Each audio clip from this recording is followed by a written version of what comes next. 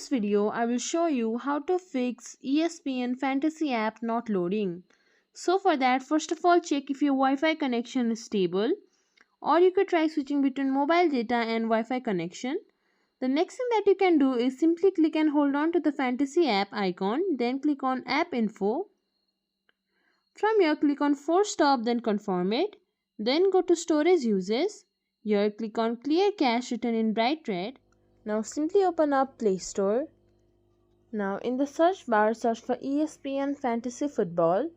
Now simply click here to check if there is any update available. If there is, then simply update your app and then go back, and you can simply try to press and hold on to the power button, turn the slider upwards.